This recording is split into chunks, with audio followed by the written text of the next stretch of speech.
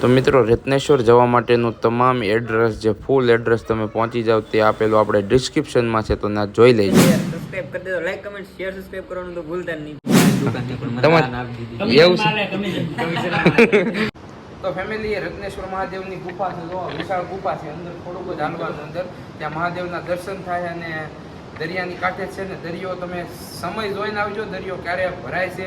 અત્યારે તો જો ભરાવાની તૈયારી છે, પાણી તો અહીં આવી ગયું. દીદીભાઈ કેમેરામેન બતાવો, અહીંયા પાણી તો આવી ગયું છે. જલ્દીથી આપણે દર્શન કરી આવીએ મિત્રો, દરિયો ન ભરાય જઈને પહેલા ને ભાગ્યશાળી હોય મિત્રો એને જ રત્નેશ્વર મહાદેવના દર્શન થાય છે, તો જલ્દીથી દર્શન કરવાનું છે. નીચે દરિયો ભરાવા મળ્યો છે, ત્યાં મહાદેવનું શિવલિંગ છે.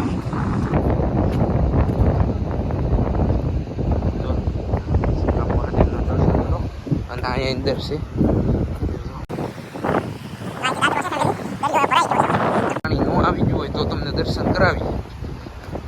જો સી હાલો ભાઈ, હજી નથી ભરાણો. તો ફેમિલી જો આ પગથિયા છે, તો જો દીદી ફેવાળ છે નહીં હાલ.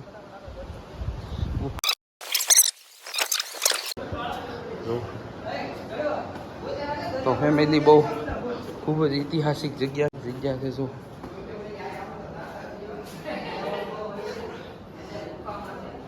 લાઈટ તો કરો જયદીપભાઈ. જો આ ગુફા છે આખી પૂરી થઈ ગઈ. તો ફેમિલી દર્શન કરો મહાદેવના.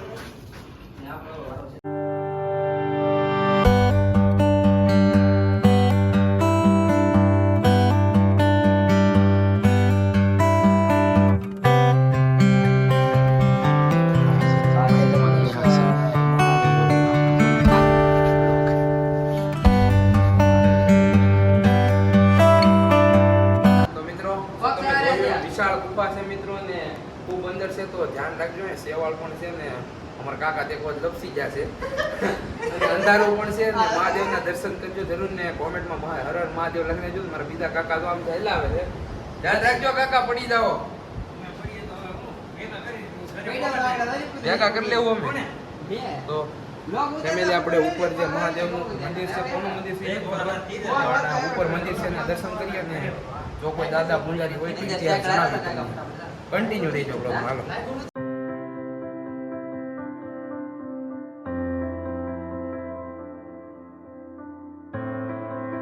તો મિત્રો જો ઉપર ચડી ગયા છીએ અને મસ્ત ટાટા પવનના ચોકા આવે છે મિત્રો, તો જરૂર એક વાર આવજો રત્નેશ્વર મહાદેવે દર્શન કરવા.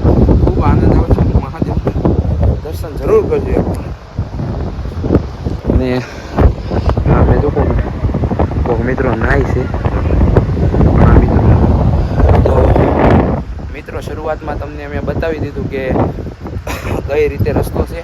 નીચા કોટડાથી આપણે શું કે મહુવા રોડ ઉપર દયાળ ગામ છે, દયાળ ગામમાં થઈ અને રત્નેશ્વર મહાદેવ અવાય છે, જે આપણે શરૂઆતમાં તમને દેખાડી દીધું છે કે કેવી રીતના રસ્તો છે. જરૂર પણ મહાદેવના દર્શન કરજો. કેમ દીદીભાઈ તમને મજા આવી કે દર્શન કરવા? અને ખૂબ શાંતિમાં અને શું કે ટાટા પવનના મિત્રો, જેમ આપણે દીવમાં ગયા હતા કાજીદીપભાઈ, એમ અહીંયા શું કહેવાય સ્વયં દરિયો મહાદેવ શું કહેવાય મહાદેવ શિવશંકરનો અભિષેક કરે છે દરરોજ. અને શું કહેવાય આનાથી વિશેષ તો શું વાત હોય, મહાદેવના આપણને દર્શન કરવા મળે, આપણે ખૂબ જ ભાગ્યશાળી છે મિત્રો. તો હવે જો ઉપર આ મંદિર છે ત્યાં તમને જાય છે અને શું કહેવાય દર્શન કરાવીએ મિત્રો. અને ઇતિહાસ કાંઈ પણ જો પૂજારી હોય બાપુ તો જણાવીએ ઇતિહાસ. તો હાલો મિત્રો, આ મંદિર છે ઉપર, દર્શન કરીએ આપણે.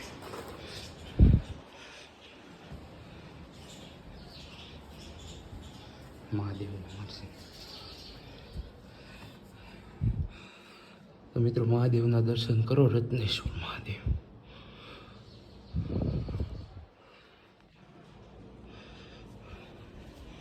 બાજુમાં મંદિર છે બીજું, તે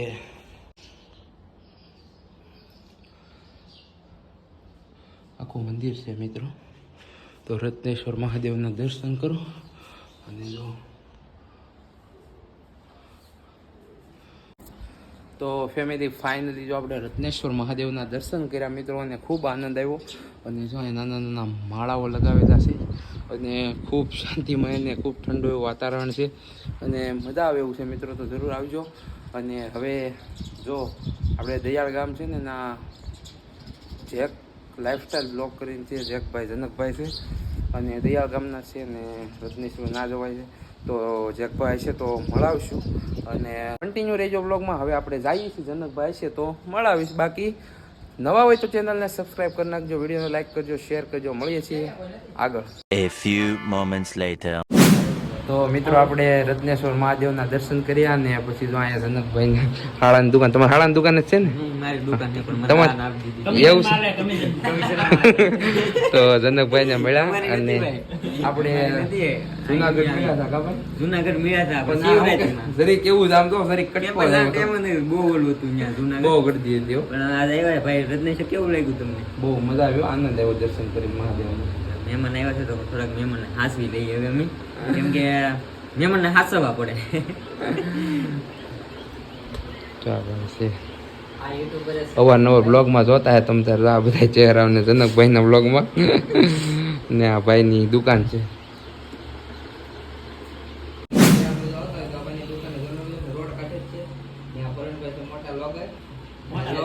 બ્લોગર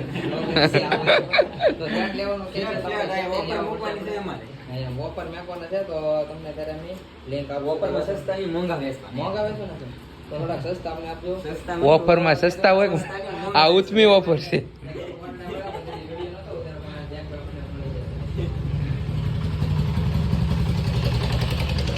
અને રેખભાઈ કહેવાનું ખાસ કે મારા પપ્પા તમારા બહુ બ્લોગ જોવે છે. થેન્ક યુ યાર. એ કહેતા કે યાદી આપજે મારી. મેં તો વાંધો નહીં. એ આવ્યા હતા હમણાં પણ મળી નતા આવ્યા.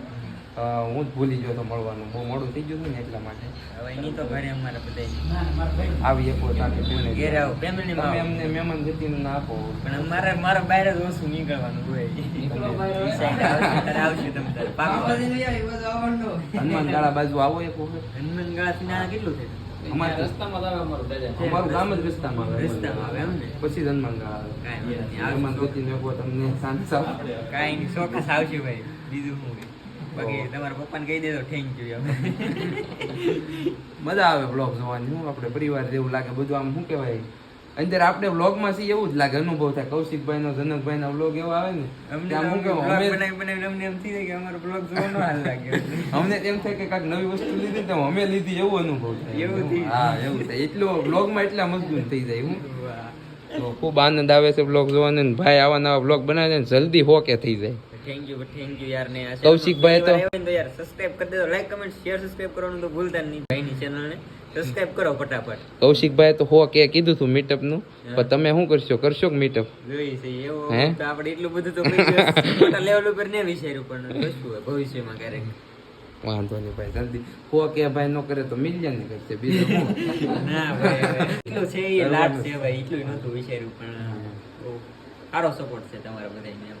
હાલો તો મળીએ આગળ બ્લોગ.